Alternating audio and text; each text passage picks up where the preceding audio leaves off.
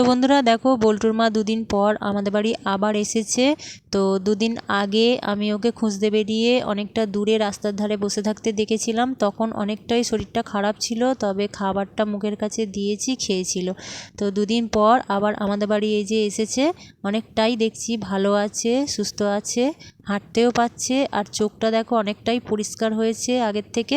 তবে অতটা ভালো হয়তো দেখতে পাচ্ছে না, দেখতে হয়তো অনেকটাই অসুবিধা হচ্ছে। তো যাই হোক, আমি ওর জন্য পাউরুটি রেখে দিয়েছিলাম। তো দেখো পাউরুটিটা কেমনভাবে খাচ্ছে, পাউরুটি খেতে খুব ভালোবাসে। তো ওর জন্য এই কারণেই পাউরুটি রেখে দিয়েছিলাম। বল্টুর মায়ের জন্য পাউরুটি তো অনেকগুলোই রেখেছিলাম, তো আরও সব আসে বলে ওদেরকে দিতে দিতে এই 3টে মাত্র ছিল। তো 3টেই ও যাই হোক ভালোভাবেই খেলো।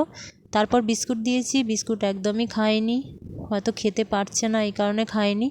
তারপর আমাদের এখানেই বসেছিল আর যায়নি, এই কারণে তাড়াহুড়ো করে আমি মাছ কাটতে বসে গেছি। মাছ হয়তো কাটতাম পরে, কিন্তু ওর জন্য আমি আগেই কাটতে বসে গেছি, কারণ ও মাছের কাঁটা কোটাগুলো না ভালো করে খায়, এমনকি মাছের আঁশ পর্যন্ত খেয়ে নেয়, কাঁচা আর কি।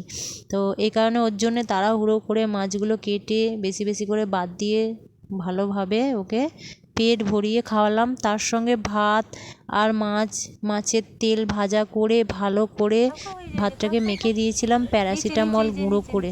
তো একদম খাইনি, মুখে দিতে না দিতেই মুখটা ঝাড়া মারলো।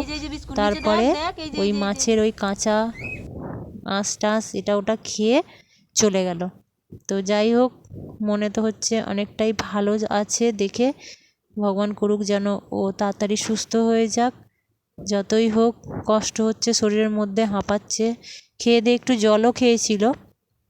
এদিকে আমার ছোটাটারও শরীর একদম ভালো নেই, মাঝের মধ্যেই ছোটাটার জ্বর আসছে, সেই গা কাটা দিচ্ছে, আর পাগুলো প্রচণ্ড পরিমাণে গরম। তো ওরও ওষুধ চলছে, অ্যান্টিবায়োটিক ওষুধ খাচ্ছে বলে খাওয়া দাওয়াও করছে না ঠিকঠাক। তো সব দিক দিয়ে কি বলবো, আর মন টন একদম ভালো নেই।